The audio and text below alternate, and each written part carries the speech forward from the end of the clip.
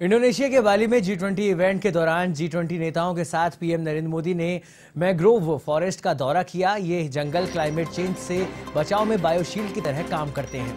इसके बाद पीएम नरेंद्र मोदी 8 देशों के नेताओं के साथ द्विपक्षीय बैठक करेंगे। PM Narendra Modi Indonesia, Spain, France, Singapore, Germany, Italy, Australia और लंदन के नेताओं के साथ द्विपक्षीय बैठक कर सकते हैं। आपको बता दें, माना जा रहा है कि बैठक में कई अहम मुद्दों पर चर्चा हो सकती है।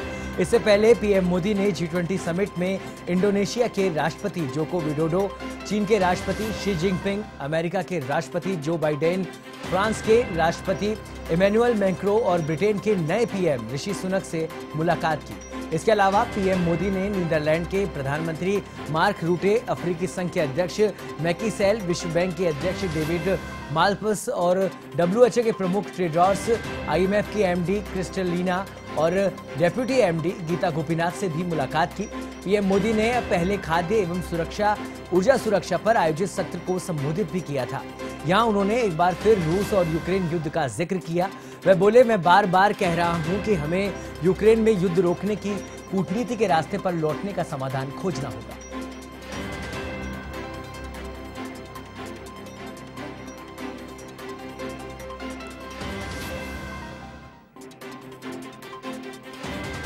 और इस खबर पर अधिक जानकारी के लिए हमारे साथ जुड़ गई हैं हमारी सहयोगी ज्योति सिंह।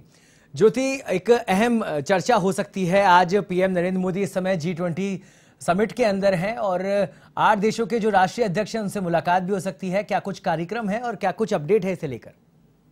जी बिल्कुल सौरभ, देखिए पीएम नरेंद्र मोदी इंडोनेशिया के बाली में G20 शिखर सम्मेलन में मौजूद हैं और इस दौरान वो 8 देशों के नेताओं के साथ द्विपक्षीय बैठक भी करने वाले हैं। और इसमें देखिए कई देश तो है ही, लेकिन इसमें द्विपक्षीय समझौते पर सहमति भी दी जा सकती है। इससे पहले भी देखिए, अगर हम बात करें, जब इंडोनेशिया बाली पहुंचने पर जो राष्ट्रपति जोको विडोडो हैं, उन्होंने पीएम मोदी का स्वागत किया था और वहीं काफी गर्मजोशी से स्वागत करते हुए दिखाई भी दिए थे। लेकिन वहीं अगर हम आज की बात करें तो देखिए राष्ट्रपति जो बाइडेन के साथ जो चर्चा है वो कल हुई थी और आज भी देखिए कई तरह के कार्यक्रम उनके रहने वाले हैं। क्योंकि भारत को इसकी अध्यक्षता मिलने वाली है G20 की। भारत को आधिकारिक तौर पर 1 दिसंबर 2022 की अगर हम बात करें तो अध्यक्षता ग्रहण करेगा और वही 2023 में तो ये G20 शिखर सम्मेलन होने जा रहा है, उसको व्यक्तिगत निमंत्रण भी देंगे पीएम मोदी। वही देखिए ये जो चल रहा है, बैठक लगातार हो रहा है, उसमें भी कई तरह की सहमति दी जा सकती है। लेकिन इसी बीच सौरभ देखिए एक खास तस्वीर जो है G20 शिखर सम्मेलन के दौरान देखने को मिली है और वो तस्वीर है कि जो चीन के जो प्रधानमंत्री नरेंद्र मोदी की बात करें, जो चीन के राष्ट्रपति हैं शी जिनपिंग, उनके साथ एक तस्वीर जो है वो वायरल होती हुई दिखाई दे रही है और सामने भी आती हुई दिखाई दे रही है। देखिए इस दौरान अगर हम बात करें, कूटनीतिक गपशप तो हुई है, लेकिन इसके साथ जो डिनर हुआ है, जो म्यूजिक के साथ जो उनकी वो बातचीत हुई है, वो काफी ज्यादा एक आकर्षण तो बनी रही है, लेकिन महत्वपूर्ण भी है क्योंकि प्रधानमंत्री नरेंद्र मोदी ने खुद आगे बढ़कर उनके साथ हैंडशेक किया। और अगर जून 2020 के बाद अगर हम बात करें तो जो गलवान संघर्ष हुआ था उसके बाद ये पहला हैंडशेक है और उसके बाद ये पहली मुलाकात जो है वो प्रधानमंत्री नरेंद्र मोदी ने शी जिनपिंग के साथ की थी। वही देखिए मीटिंग की बात करें जो पहले हुई थी वो कूटनीतिक मतलब जो उसका निकाला जा रहा था, लेकिन अब जब ये आमना सामना हुआ है प्रधानमंत्री नरेंद्र मोदी का और शी जिनपिंग का, तो ये भी कई मायनों से अहम है क्योंकि गलवान संघर्ष के बाद दोनों देशों के बीच अब तक कोई भी औपचारिक मुलाकात नहीं हुई थी। लेकिन जो लद्दाख में तनाव देखने को मिल रहा था, जो दोनों देश के सैन्य कमांडर थे वो 11 बार मिल चुके हैं, लेकिन ऐसे में राष्ट्रपति चीन के और प्रधानमंत्री मोदी जब तो बातचीत का एक सिलसिला आगे बढ़ सकता है। और अब इसी मुलाकात के बाद ये भी सवाल उठ रहा है कि क्या भारत और चीन के बीच में जो बातचीत का सिलसिला है क्या वो अब आगे बढ़ाएंगे शी जिनपिंग की तरफ से। तो देखिए कई तरह के सवाल हैं और जब ये द्विपक्षीय मुलाकात करेंगे पीएम मोदी 8 देशों के राष्ट्रीय अध्यक्षों के साथ, तो इसमें कई तरह के मुद्दे उठाए जाएंगे, साथ ही साथ भारत के व्यापार को लेकर। और जैसे कि प्रधानमंत्री नरेंद्र मोदी जब गए थे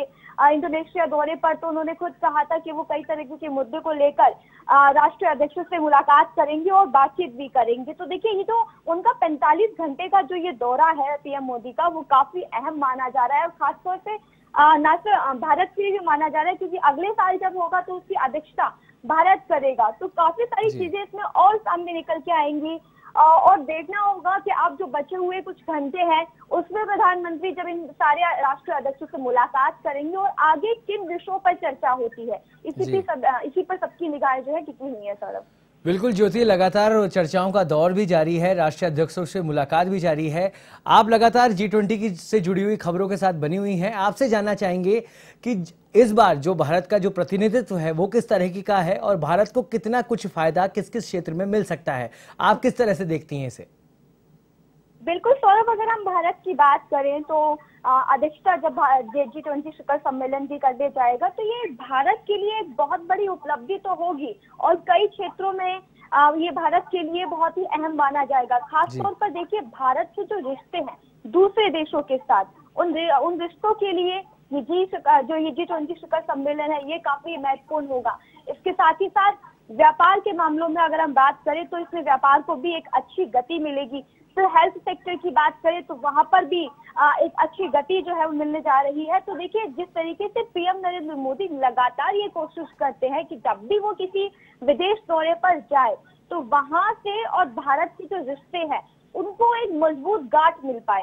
तो देखिए, वो मजबूती बनाए रखने के लिए, वो अच्छे संबंध बनाए रखने के लिए पीएम मोदी हमेशा से ही ये उनका प्रयास रहता है कि दोनों रिश्तों के बीच जो देश है उनके रिश्ते जो है वो एक अच्छे तरीके से निखर कर सामने आए। तो देखिए, जब होगा तो बाकी देशों के साथ भी भारत के रिश्ते अच्छे होंगे। व्यापार के अगर हम तरीके से देखें तो वो भी काफी महत्वपूर्ण होगा जी शिखर। और जब भारत में होगा तो तमाम देशों के राष्ट्रीय अध्यक्ष हमारे देश में आएंगे और ये हमारे देश के लिए एक काफी अच्छी पहल और एक काफी अच्छी उपलब्धि भी होगी। जब हम भारत में जो कुछ भी हुआ, क्योंकि कोविड महामारी के दौरान देखिए काफी सारी चीजें यहाँ पर हुई, लेकिन जिस तरीके से पीएम मोदी ने डैमेज कंट्रोल किया, वो डैमेज कंट्रोल वो उपलब्धि ही थी ताकि दूसरे देशों के सामने ये तस्वीरें रख सके, ये बात रख सके कि किस तरीके से पूरा डैमेज कंट्रोल किया गया, ताकि भारत से भी दूसरे देश जो है वो कुछ सीख सके और कुछ दूसरे देशों से भारत से कुछ सीखे। तभी इस तरीके से भारत की उपलब्धि जो है उसमें और चार चांद लग सकते हैं। और व्यापार और कई क्षेत्रों की बात करें तो बहुत अच्छे तरीके से हमारा भारत जो है वो आगे बढ़ सकता है G20 शिखर सम्मेलन से, और काफी सारे फायदे भी इस G20 शिखर सम्मेलन से होंगे। सौरभ, तो कुल मिला के ये कहा जा सकता है कि भारत की इस बात की जो प्रतिभागी मतलब भारत बना है, और तो कहीं ना कहीं वो अभूतपूर्व जो हमारी परफॉर्मेंस है वो रहने वाली है। साथ ही जो ये मुलाकात है अभी हो रही है राष्ट्रीय अध्यक्षों से, इससे कहीं ना कहीं हमारे बात करें उद्योग की तरफ बात करें या हमारी आर्थिक जो मजबूती है उसको संबल देने का काम कर सकती है। धन्यवाद ज्योति इस तमाम जानकारी के लिए। तो इस समय आपको बता दें कि इंडोनेशिया के बाली में G20 समिट चल रहा है, जिसमें 20 देशों का समूह इस समिट के अंदर हिस्सा ले रहा है। साथ ही आज पीएम नरेंद्र मोदी का 8 देशों के राष्ट्रीय अध्यक्षों से मिलने का कार्यक्रम भी है।